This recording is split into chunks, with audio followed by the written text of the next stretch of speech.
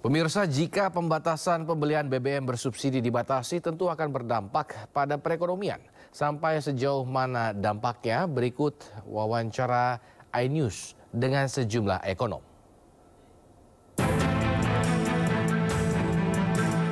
Menyusul wacana pembatasan pembelian BBM subsidi mulai 17 Agustus 2024, beban masyarakat kelas menengah pun diyakini akan semakin bertambah.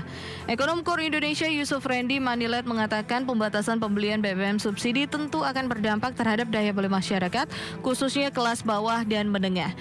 Padahal sejumlah data menunjukkan pola konsumsi masyarakat sedang berada dalam tren perlambatan, salah satunya tercermin dari indeks keyakinan konsumen yang semakin menurun pada Juni lalu ke level 123,3. Dengan melihat data tersebut, ekonom meyakini tingkat konsumsi pada periode mendatang akan semakin melambat sebab dengan adanya pembatasan pembelian BBM subsidi, masyarakat kelompok menengah akan melakukan penyesuaian terhadap pola konsumsinya. Sementara itu, ekonom senior Faisal Basri menilai rencana pemerintah untuk membatasi pembelian BBM subsidi sebagai sinyal kenaikan harga. Faisal Basri mengatakan pembatasan pembelian BBM subsidi menjadi pertanda bahwa pemerintah tidak bisa lagi menanggung beban belanja subsidi energi. Hal ini seiring dengan nilai tukar rupiah yang tertekan dan fluktuasi harga minyak mentah, di mana kedua faktor tersebut akan membuat beban belanja kompensasi pemerintah ke badan usaha pengusahaan, yakni Pertamina, semakin besar. Ya pemirsa, untuk membahas lebih jauh terkait rencana pembatasan BBM bersubsidi, kami telah terhubung melalui sambungan Zoom dengan ekonom Indef, Mas Tauhid Ahmad. Selamat sore Mas Tauhid. Selamat sore, apa kabar Mas? Kabar baik Mas Tauhid, semoga juga dalam kondisi yang sehat. Mas Tauhid, ini pendapat Anda soal rencana pemerintah membatasi BBM bersubsidi seperti apa? Apakah memang alasan yang dijadikan sebagai penyebab BBM harus dikurangi subsidinya seperti minyak yang tinggi dan dolar yang melamah itu wajar untuk dilakukan? Ya, saya kira begini, kalau kita lihat tren memang kenaikan subsidi itu dimulai paling besar ya di tahun 2022 ya. Terutama energi total hampir 551 triliun, tapi sudah menurun 334,8 triliun di 2024 ya kalau kita baca APBN. Nah memang dengan jumlah tersebut memang kelihatannya ini ada tekanan besar bahwa ke depan dengan situasi nilai tukar, kurs ya, dan ICP itu memang akan membuat subsidi ke depan akan semakin besar. Karena itu salah satu alasannya adalah untuk menekan agar ada program-program yang lebih baik ya dibandingkan dengan subsidi. Tujuannya sama, ingin mensejahterakan masyarakat. Tetapi apakah subsidi bisa dihilangkan? Saya kira agak sulit, terutama untuk menengah bawah. Karena itu memang perlu subsidi yang tepat sasaran ya. Kalau kita lihat banyak sekali kalau kita lihat data-data evaluasi penggunaan subsidi ini, banyak sekali kelompok yang mampu yang menikmati subsidi, bahkan jauh lebih besar, terutama untuk kendaraan roda 4 begitu. Kalau kita lihat ya yang kita lihat justru misalnya untuk solar itu juga banyak yang mampu yang menggunakan, termasuk juga Pertalite. Karena itu pembatasan diperlukan ya, bukan dihilangkan tapi diperlukan dengan melihat siapa yang sungguhnya diberikan oleh subsidi tersebut begitu. Saya melihat memang ada beberapa skenario, misalnya apakah roda 4 semua, sebagian roda 4, atau misalnya roda 2 juga diikutkan untuk dibatasi. Nah, kalau melihat skenario ini, maka yang terpengaruh di kelompok menengah dan bawah kalau misalnya yang roda 2 itu ada pembatasan ya. Tapi kalau roda 4, maka yang kena adalah kelompok menengah ke atas begitu. Nah, ini yang saya kira memang harus dihitung ulang, termasuk perkiraan dampaknya. Yang paling besar memang kalau roda 2 itu yang kemudian dibatasi, maka itu dampak ke masyarakat, termasuk sosialnya akan cukup lumayan begitu, Mas. Oke, Mas Tauhid, ini kan dengan tadi mengatakan siapa yang perlu subsidi. atau siapa kan tidak tepat sasaran seperti itu. Berarti Ya. mau nggak mau, apakah memang harganya dinaikkan atau memang kita tahu misalkan kalau kita membeli Pertalite misalkan ya, kalau kita membahas Pertalite saja kita kan didata seperti itu ya. Apakah sistem yang dirubah atau memang harus pukul di harganya aja? Ya, menurut saya memang cara paling mudah kalau kita lihat ya, kita mengenal ada dua harga begitu ya. Ya. Orang yang katakanlah mendapatkan subsidi, mereka punya card tertentu, seperti halnya untuk solar sekarang harus punya identity, atau memang dipisahkan katakanlah jenis kendaraannya begitu, sehingga yang katakanlah Pertalite tadi memang diperuntukkan hanya untuk kendaraan roda 2, sementara roda 4 misalnya tertentu mereka tidak boleh mengkonsumsi Pertalite atau mengkonsumsi jenis BBM lain yang RON-nya lebih tinggi yang tidak disubsidi gitu. Nah, yang kedua yang seringkali digunakan kalau kita merefer dari pengalaman lalu, Pertalite itu lama-kelamaan volumenya, kuotanya dihilangkan.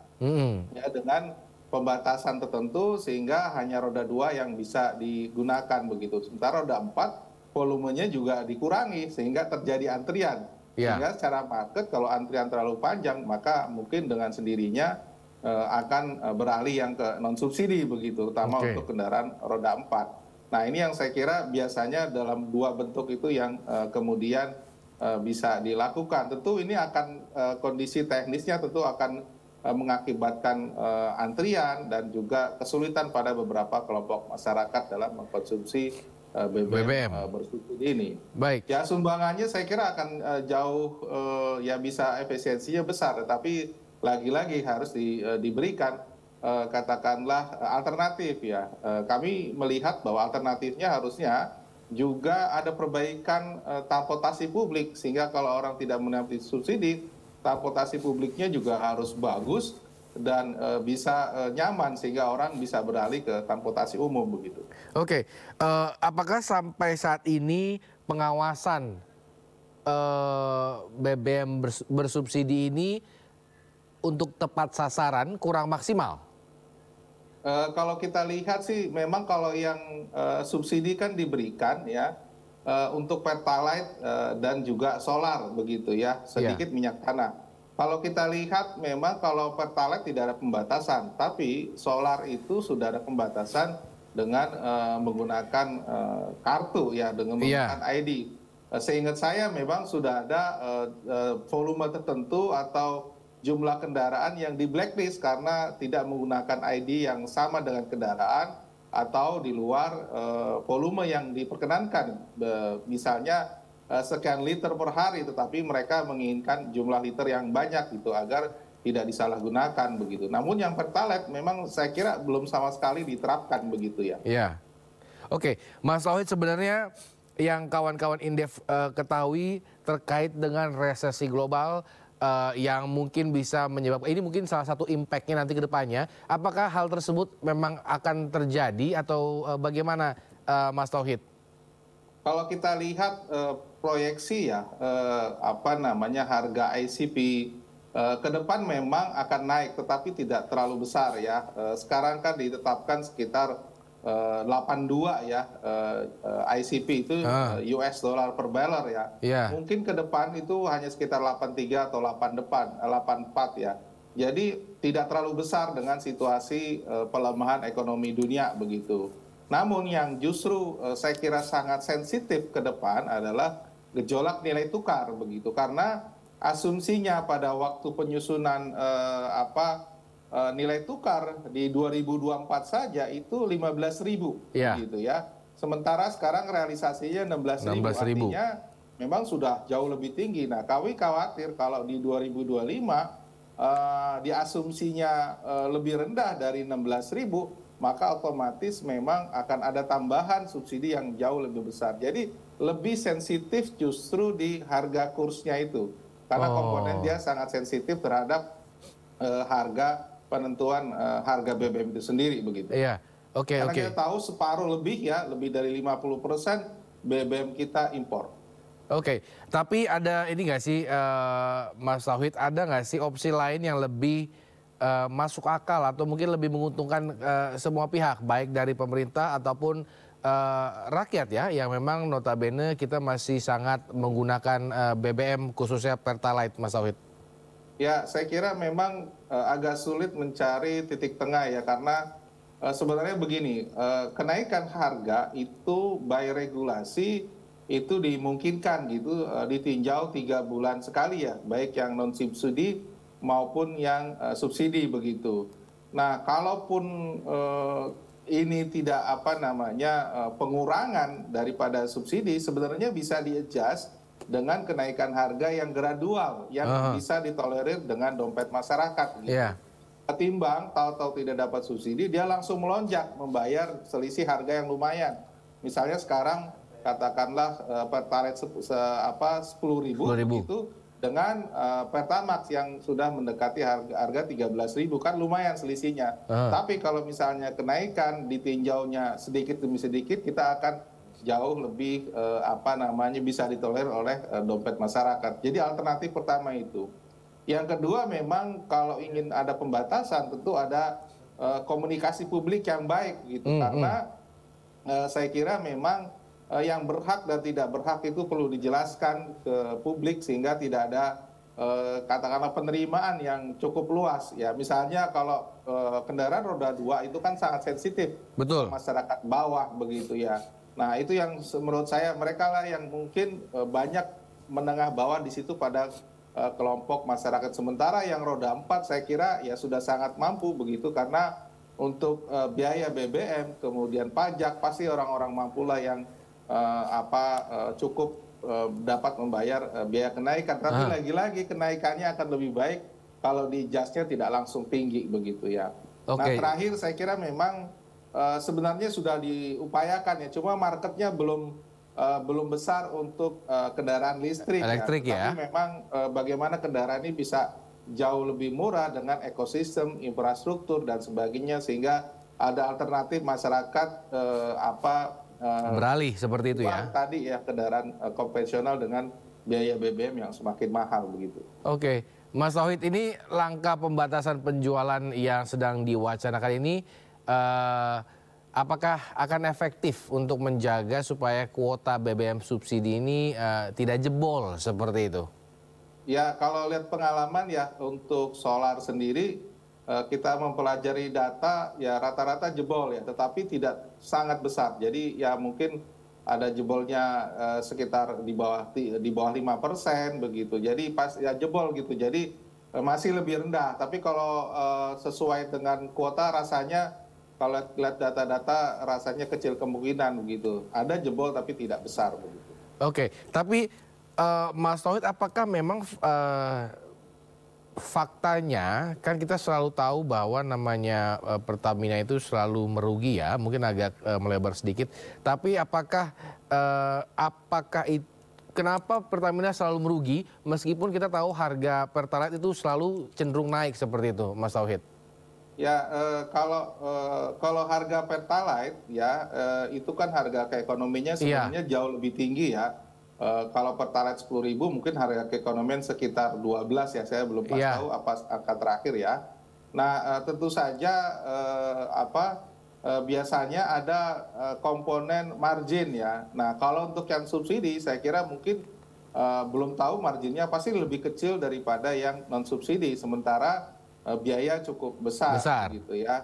Nah, memang kalau kita lihat yang saya dengar, memang kalau yang subsidi cenderung lebih kecil marginnya dibandingkan yang non subsidi begitu. Apalagi tadi harga keekonomian itu sangat dinamis mengikuti perkembangan ICP ataupun kurs itu sendiri yang sangat volatile begitu. Nah, itu yang kemudian Pertalite saya kira sudah cukup lama tidak ada kenaikan.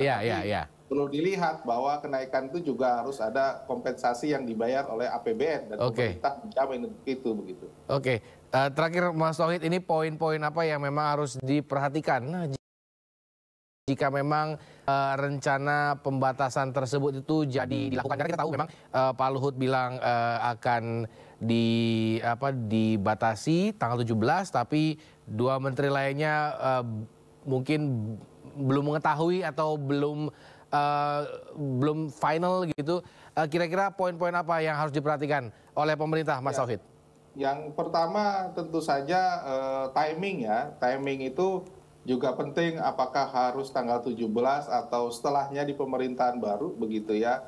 Karena memang situasi terutama menengah bawah nih daya beli lagi punya problem begitu ya. Betul. Sehingga ini harus diperhatikan kapan gitu ya. Yang kedua adalah mengenai komunikasi publik. Penting ya. Kenapa ini dibatasi dan siapa yang berhak dan tidak berhak, masyarakat perlu tahu begitu ya. Yang ketiga, perlu dilihat antisipasi tekniknya di lapangan. Jangan sampai justru ada antrian atau katakanlah ada masalah sehingga justru menyulitkan dan menimbulkan masalah di lapangan. Yang keempat, jangan sampai tadi biasanya muncul ya